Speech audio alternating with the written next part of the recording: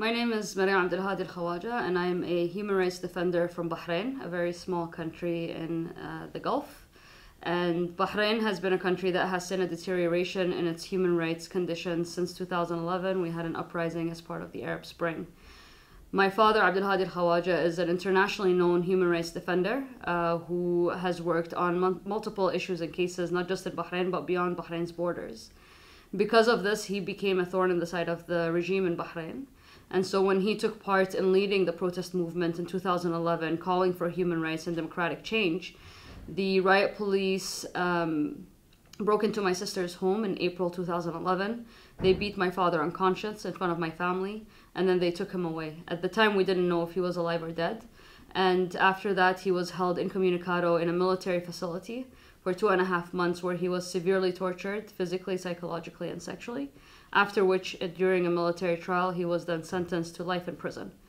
My name is Lina Al-Hadloul. I'm a Saudi activist and sister of Lujain Al-Hadloul. My sister Lujain was the leader of the Women to Drive campaign, and she was also working on dismantling the male guardianship system in Saudi Arabia, which basically considers women as minors till the end of their lives. My sister was imprisoned for her activism. She was brutally tortured by Crown Prince MBS's right-hand man. She was then charged with terrorism charges, which explicitly mentions her activism. She was released a year ago on strict conditions. She cannot leave the country, she cannot talk to journalists, she cannot continue her activism. And just after her release, President Biden applauded her release, saying that it was the right thing to do.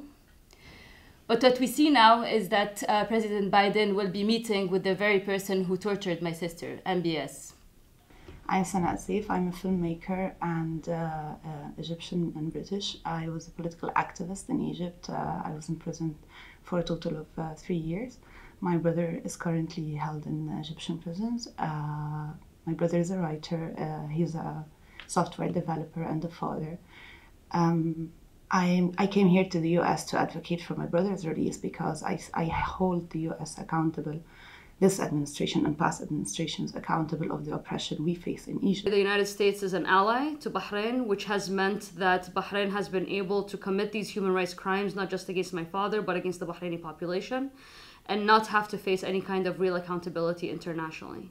The United States talks about human rights and democratic values as being the cornerstone of their foreign policy.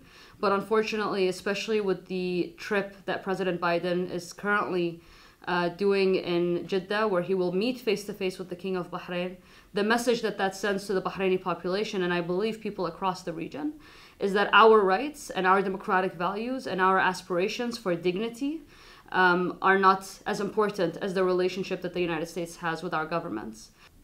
And so it's incredibly important to act now, to have conditions while he's there, and to ask for the lifting of my sister's travel ban and all the strict restrictions that prisoners of conscience are under. Everyone has been muzzled. Everyone is either imprisoned, killed, or abroad. My brother is in prison for his ideas. So when he was asked about what can we do when people who are also activists, but from the West, what can we do? How can we help? He would say, fix your democracy.